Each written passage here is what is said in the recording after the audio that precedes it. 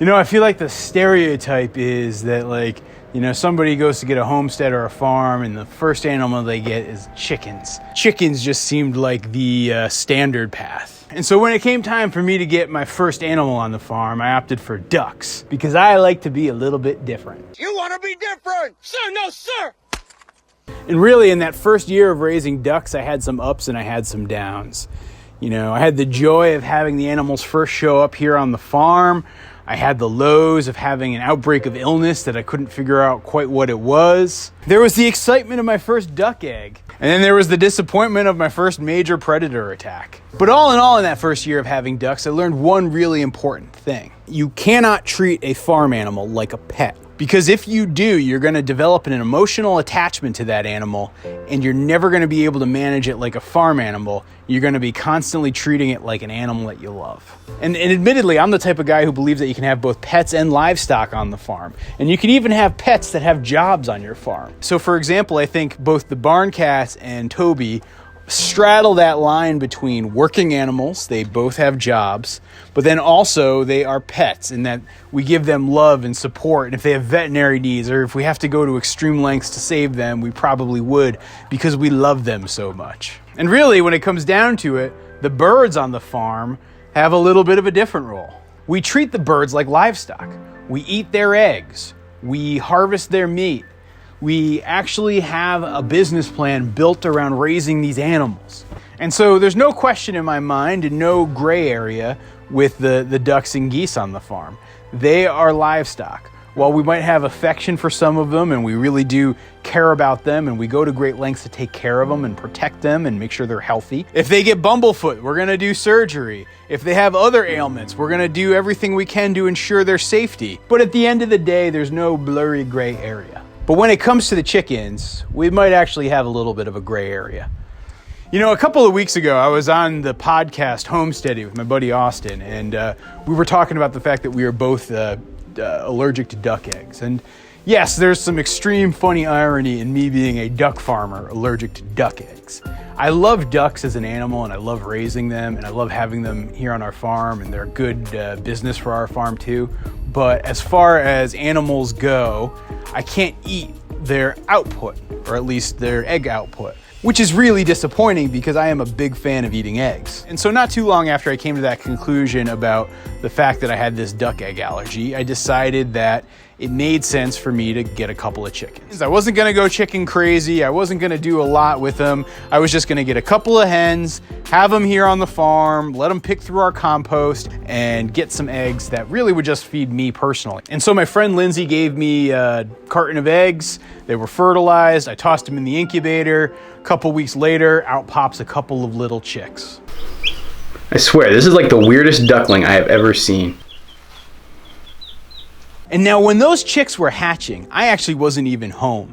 Allison was home, she was in school at the time, and she really watched over the birth of those chicks. I was actually at work and I couldn't be here on farm, but she did a phenomenal job midwifing those chicks and giving them their first few hours. And I think it was really at that point and moment when she bonded with them, and those chicks became something more than a farm animal to Allison. In those early days, you know, she nicknamed them her fluff nuggets, and she would give them little treats, and she pampered them way more than I would have ever wanted it to happen. But I figured, what was the harm? I mean, the farm itself has always been my crazy dream. Allison has been open to the idea. It's never been a core part of her life focus, and it's never been a driving force for her. So the fact that she was actually taking such an active interest and taking such care with an animal on the farm actually really made me happy, and I felt like it was a good thing to encourage it. And so Allison bonded with those chickens, and she loved them, and they were great. I personally took a liking to the chickens too, enjoyed letting them out each morning and watching them and seeing what they do. We would do things like make stupid TikTok videos with the chickens. Your girl's so fine, but her breath is like... I am walking the cow. And I can put it in a barn. And I can put it in a barn. But then the problem started. When you hatch your own eggs, you have this coin flip that happens with each egg. You can either have a hen or you can have a rooster. Boys have a penis, girls have a vagina. 50-50 shot. It really is just a pure luck of the draw. We ended up with 4 cockerels and 2 pullets. That is not the ideal ratio, but again, I wasn't shooting for a lot of birds here. I just wanted a couple of eggs for myself each day. But the problem was, if you have a flock that has 4 roosters and 2 hens, you're going to have some really injured and battered hens. And so pretty quickly, I had to get Allison comfortable with the idea that a couple of those roosters, as they got to full size, we would need to harvest for meat. She didn't like it, but we went along with it. I picked out 3 of the most aggressive roosters. I butchered them myself here on the farm. They fed Allison and me and our friends, and all was okay. Our flock consisted of 2 hens and 1 rooster. The hens were respectively named Marguerite and Henrietta. And the rooster, because he was the one who got to stick around, ended up with the moniker of Lucky. Now, Lucky the rooster started out as a very good rooster, but he started to get kind of aggressive. Hey, easy there, man. Easy. And we noticed that the hens were starting to take a beating a little bit, particularly Henrietta, who was the smaller of the 2 hens. And it was like, you know what, this guy's got to go. But we were in such a rush to like wrap things up here on the farm and catch our flight to Spain that I just didn't get a chance to put him down. So things sort of muddled on while we were gone, and the injuries to Henrietta got worse. Now this is the point in the story where I got to recognize that is all my fault. I screwed that one up big time, and I feel really bad about it. Hey, honey, let's look at the wing a little bit. I want you to get nice air down here too. No, don't do it high. You scare her. You're scaring her. And when we got back from Spain, we noticed that, yeah, Henrietta had some really bad wounds. They had some infections. And so we put Lucky down, and he ended up on the dinner table. And we ended up having just Henrietta and Marguerite. And I was really hoping that the problems would end right there. But they didn't, because when a chicken sees blood, it will instinctually just peck at that other chicken. And so Marguerite really started to continue to work on Henrietta and opened up a bigger wound, and the wound got more of an infection, and it was just looking ugly. And even though we were treating it with Blue Coat, it wasn't making a difference. Things were getting bad. And so we separated the 2 of them, and Allison really went into mom mode. She started to do everything she possibly could to care for Henrietta. She would change her bandages daily. She would blow dry her after washing the wound to ensure that there was no wetness and she wouldn't be even remotely cold. She would handcraft these loving meals that included things like oatmeal and leftover cornbread. And she did everything she possibly could for Henrietta. We considered doing things like giving her penicillin even, but we weren't quite sure how to work out the dosage, and we didn't want to overdose her, and so we opted not to do that. But then just the other morning, as I came out here to do my chores and check on the birds, I looked inside Henrietta's cage, and she was dead.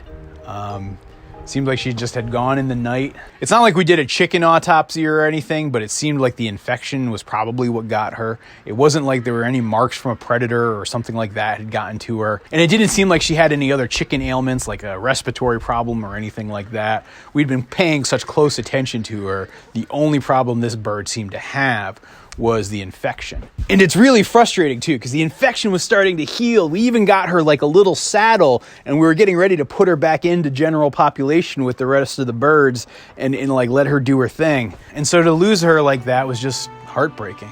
She was such a good bird. She was very sweet. She was very kind. She was very loving. Allison absolutely loved her. And yeah, so she's gone. This gets to where I started with in this video, which is that you need to have a very distinct line between pets and livestock. Because when you lose a pet, you lose a piece of your heart. And it doesn't matter what that pet is. It doesn't matter if it's a dog or a cat or a fish or a chicken.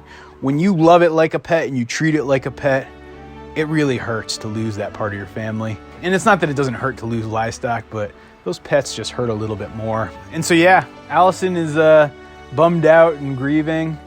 I'm personally really mad at myself for not taking action sooner and letting things go on the way they did. We will probably get some more chicks later this spring when things warm up more. But I think Allison needs a little bit more time and let her heart heal.